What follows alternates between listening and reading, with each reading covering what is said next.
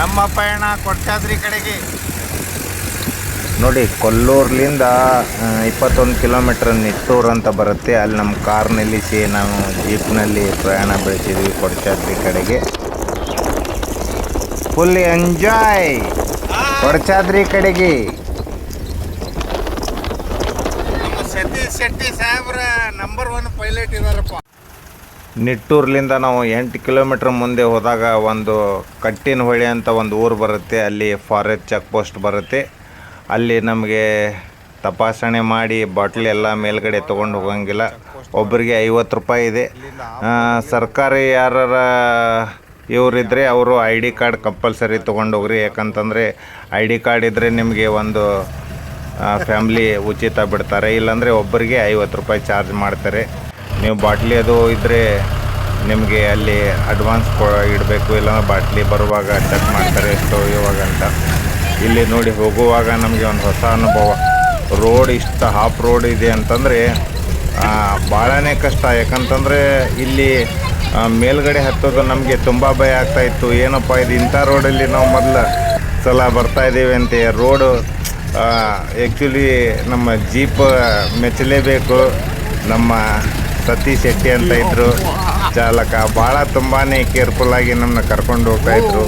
ಭಾಳ ರೋಡ್ ಅಂದರೆ ಹಾರಿಬಲ್ ಅದು ಇಷ್ಟು ರೋಡ್ ಸರಿ ಇಲ್ಲ ಅಂತಂದರೆ ಅಲ್ಲಿ ಮೇಲೆ ಹತ್ತೋಕ್ಕೂ ಪ್ರತಿ ಕ್ಷಣನೂ ನಮಗೆ ಭಯ ಆಗ್ತಾಯಿತ್ತು.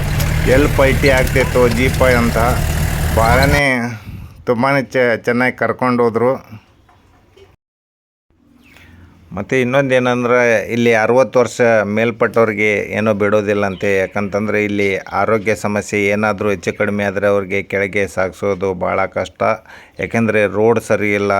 ಫುಲ್ ಆಫ್ ರೋಡಲ್ಲಿ ನಾವು ಹೋಗ್ತಾಯಿದ್ದೀವಿ. ತಗ್ಗು ಗುಂಡಿಗಳಿಂದ ಫುಲ್ಲು ರೋಡ್ ಇದಾಗಿತ್ತು. ಭಾಳ ಅಂದರೆ ಭಾಳ ರೋಡ್ ಸ್ವಲ್ಪ ಆದರೂ ಸರಿ ಇಲ್ಲ.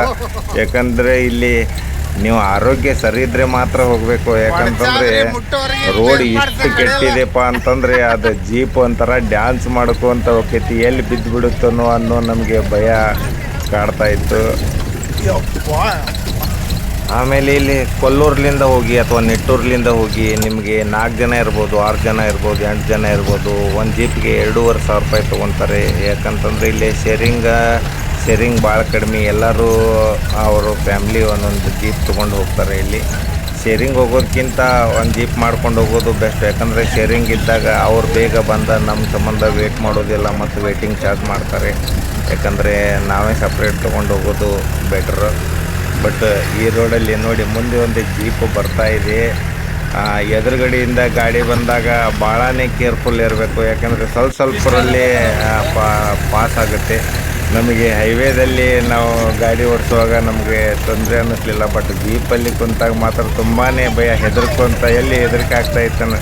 ಇಷ್ಟು ವರ್ಷ ಗಾಡಿ ಓಡಿಸಿದ್ರು ಬಟ್ ಅಷ್ಟು ಇದು ಧೈರ್ಯ ಇದ್ದರೂ ಏನಪ್ಪ ಅಂದರೆ ಈ ಜೀಪ್ನಲ್ಲಿ ಸತೀಶ್ ಶೆಟ್ಟಿ ಚಾಲಕಿಗೆ ನಾವು ಮೆಚ್ಚಲೇಬೇಕು. ಯಾಕಂತಂದರೆ ನೋಡಿ, ಇದು ಮೊದಲನೇ ಪಾಯಿಂಟು. ಗಾಳಿಪಟ ಶೂಟಿಂಗ್ ಆಗಿದ್ದು ಇಲ್ಲೇನೆ. ಅದು ಸ್ಕೂಲಲ್ಲಿ ಟೀಚರ್ ಕಲಿಸ್ತಿರ್ತಾರಲ್ಲ, ಅದು ಶೂಟಿಂಗ್ ಆಗಿದ್ದು ಇಲ್ಲೇನೆ. ಇದು 1ನೇ ಪಾಯಿಂಟು. ಇಲ್ಲೇ ನಮಗೆ ಫಸ್ಟ್ ನಿಲ್ಲಿಸಿದ್ರು ಅವರು. ಅದು ಒಂಥರ ಸ್ವರ್ಗದಲ್ಲಿ ನಾವು ಬಂದಂಗಾಯಿತು. ಯಾಕಂತಂದರೆ ಪ್ರಕೃತಿ ಸೌಂದರ್ಯ ಎಷ್ಟು ಚೆನ್ನಾಗಿತ್ತಪ್ಪ ಅಂತಂದರೆ ಅದು ಪಾರೇ ಇರಲಿಲ್ಲ. ನಮಗೆ ಅಷ್ಟು ಖುಷಿ ಆಗ್ತಾಯಿತ್ತು.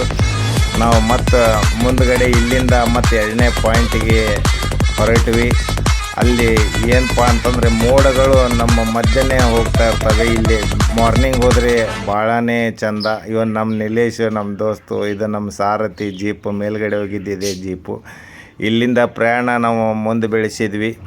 ಅದು ಏನಪ್ಪ ಅಂತಂದರೆ ಬಾಯಿಲಿಂದ ಹೇಳಲಿಕ್ಕೆ ಆಗೋದಿಲ್ಲ. ಅಷ್ಟು ಎಲ್ಲರೂ ಒಂದು ಸಲ ನೀವು ಹೋಗಲೇಬೇಕು. ಯಾಕಂತಂದರೆ ಪ್ರಕೃತಿ ಸೌಂದರ್ಯ ಇಷ್ಟು ಮಸ್ತಿದೆ ಅಂತಂತಂದರೆ ಅಲ್ಲಿ ಸ್ವರ್ಗಕ್ಕೆ ಮೊರೆಗೇಣು ಅಂತ.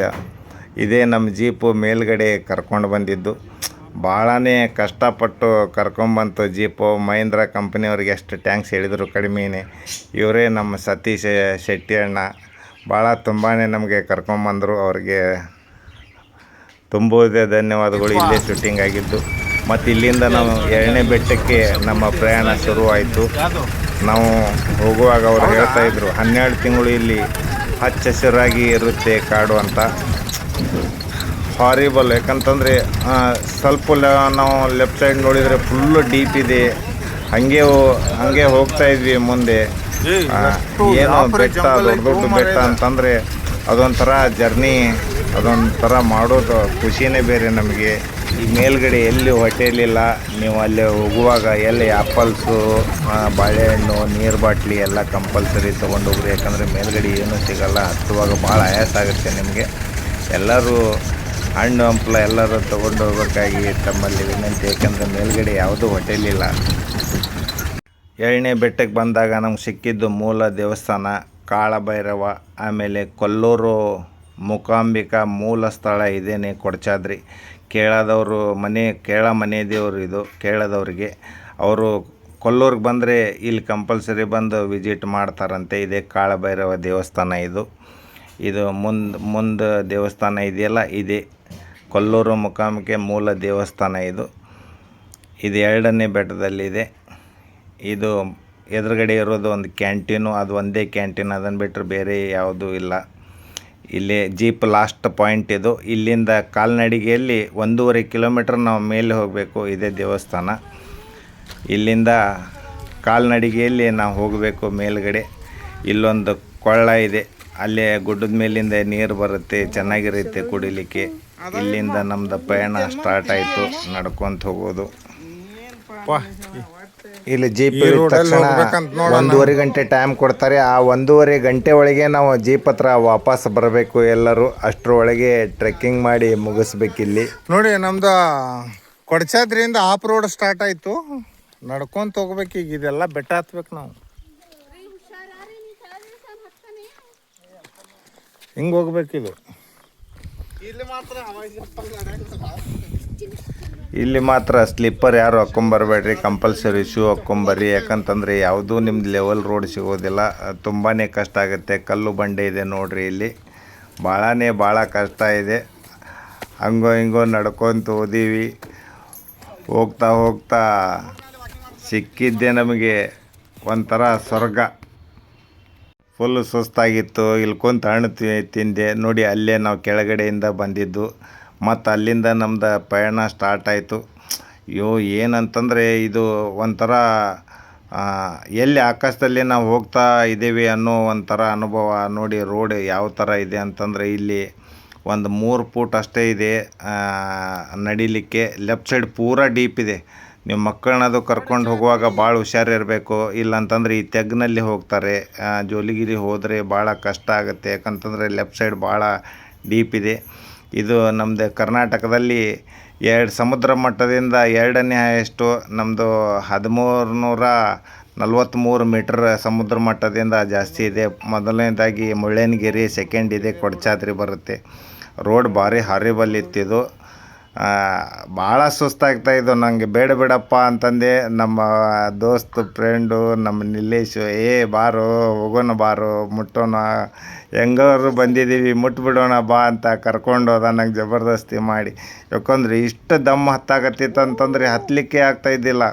ಅಲ್ಲಿ ನಾವೇನು ದೇವಸ್ಥಾನ ತೋರಿಸಿದ್ನಲ್ಲ, ಅಲ್ಲಿಂದ 1.5 ಕಿಲೋಮೀಟ್ರ್ ನಡಿಬೇಕು ಲಾಸ್ಟ್ ಪಾಯಿಂಟ್ವರೆಗೂ.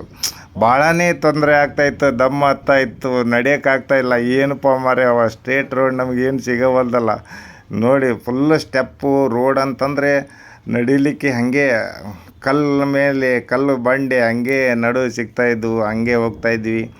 ಭಾಳನೇ ಒಂದು ಕಡೆ ತ್ರಾಸ ಆಗ್ತಾಯಿದೆ, ಇನ್ನೊಂದು ಥರ ಮನ್ಸಿಗೆ ಖುಷಿ ಆಗ್ತಾಯಿದೆ. ಯಾಕಂತಂದರೆ ಅಲ್ಲಿ ವಾತಾವರಣ ಇಷ್ಟು ಚಳಿ ಕೋಲ್ಡ್ ಕ್ಲೈಮೇಟಪ್ಪ ಅಂತಂದರೆ ಇಲ್ಲಿ ನೀವು ಮಾರ್ನಿಂಗ್ ಬರೋದು ಭಾಳ ಬೆಸ್ಟ್. ಯಾಕಂತಂದರೆ ನೀವು ಕೊಲ್ಲೂರು ಬೆಳಿಗ್ಗೆನೇ ಅರ್ಲಿ ಮಾರ್ನಿಂಗ್ 6 ಗಂಟೆ ಬಿಟ್ಟರೆ ಭಾಳ ತುಂಬ ಒಳ್ಳೆಯದು. ನಾವು ಹೋಗಿದ್ದು ಮಧ್ಯಾಹ್ನ ಹೋಗಿದ್ವಿ, 3 ಗಂಟೆಗೆ ಬಿಟ್ಟಿದ್ವಿ. ಬಿಟ್ಟಾಗಿಲ್ಲ ಬಿಸಿಲಿತ್ತು, ಬಟ್ ಬಿಸಿಲಿದ್ದರೂ ಚಳಿ ಇತ್ತು. ಚಳಿಯಲ್ಲಿ ಭಾಳನೇ ಜರ್ನಿ ಚೆನ್ನಾಗಿತ್ತು. ನೀವು ನೋಡ್ತಾ ಇರ್ಬೋದು ಸೀನ್ರಿ ಭಾಳ ರೀ. ಒಂದ್ಸಲ ನೀವು ಇಲ್ಲಿ ಹೋಗಿಬಿಟ್ರೆ ನೋಡಿ, ಲೇಡೀಸ್ ಬರ್ತಾಯಿದ್ದಾರೆ. ಯಾಕಂತಂದರೆ ನೀವು ಇಲ್ಲಿ ಮೇಲ್ಗಡೆ ಹೋಗೋದು ಭಾಳ ಕಷ್ಟ ಇದೆ. ಸ್ವಲ್ಪ ಏನಾದರೂ ನೀವು ಆ ಕಡೆ ಈ ಕಡೆ ಆದರೂ ಹೆಚ್ಚು ಕಡಿಮೆ ಆಗ್ಬೋದು. ನೋಡು, ನಾವು ಅಲ್ಲಿ ಕೆಳಗಡೆ ಇದೆ ಇಲ್ಲಿ ಪಾಯಿಂಟು, ಅಲ್ಲಿಂದ ಮೇಲ್ಗಡೆ ಬಂದೀವಿ.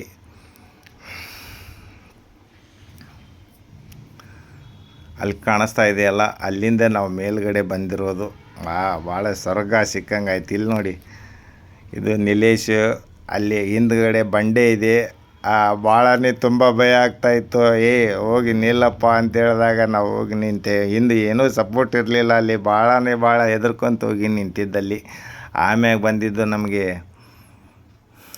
ಇದೇ ಲಾಸ್ಟ್ ಪಾಯಿಂಟ್. ಇದು ಶಂಕರಾಚಾರ್ಯರು ಲಾಸ್ಟ್ ಪಾಯಿಂಟ್ ದೇವಸ್ಥಾನ. ಇದೇ ಲಾಸ್ಟ್ ಪಾಯಿಂಟ್. ಮುಂದ್ಗಡೆ ಎಲ್ಲ ಗೇಟ್ ಹಾಕಿದ್ದಾರೆ. ಇದೇ ಕೊಡಚಾದ್ರಿ ಲಾಸ್ಟ್ ಪಾಯಿಂಟು. ಎಲ್ಲರೂ ಹೋಗಿ ಬನ್ನಿ, ಭಾಳ ಚೆನ್ನಾಗಿದೆ, ತುಂಬ ಚೆನ್ನಾಗಿದೆ. ಎಲ್ಲರೂ ಒಂದು ಸಲ ವಿಸಿಟ್ ಮಾಡಿ ನೋಡಿ. ಸುಸ್ತಾಗಿ ಕುಂತಿದ್ದು ದೇವಸ್ಥಾನದ ಹತ್ರ. ಭಾಳನೇ ಒಳ್ಳೆಯ ಅನುಭವ ನಮಗೆ. ಯಾಕಂದರೆ ಭಾಳ ದಿನ ಆಗಿತ್ತು ಹೋಗ್ಬೇಕಂತ, ಹೋಗ್ಲಿಕ್ಕಾಗಲಿಲ್ಲ. ಇದೇ ದೇವಸ್ಥಾನ ಕಡೆ ಪಾಯಿಂಟು. ನಮ್ಮದಲ್ಲಿ ಜೀಪ್ ನಿಂತ ಅಲ್ಲಿಂದ 1.5 ಕಿಲೋಮೀಟ್ರ್ ಟ್ರೆಕ್ಕಿಂಗ್ ಮಾಡಬೇಕಿಲ್ಲಿ. ಅದು ಸ್ವರ್ಗಕ್ಕೆ ಮೂರೆಗೇಣು ಅಂತ. ಇಷ್ಟು ಸಿನ್ರಿ ಚೆನ್ನಾಗಿದೆ ಅಂತಂದರೆ ಇಲ್ಲಿಂದ ನಿಮಗೆ ಭಾಳ ಅಂದ್ರೆ ಭಾಳ. ಇದೇ ನಮ್ಮದು ದೇವಸ್ಥಾನ, ಶಂಕರಾಚಾರ್ಯ ಮೂರ್ತಿ. ಇದು ಆ ದೇವಸ್ಥಾನ ತೋರಿಸಿದ್ನಲ್ಲ, ಅದರಲ್ಲಿ ಇದೆ ದೇವಸ್ಥಾನ. ಎಲ್ಲರೂ ಹೋಗಿ ಬನ್ನಿ.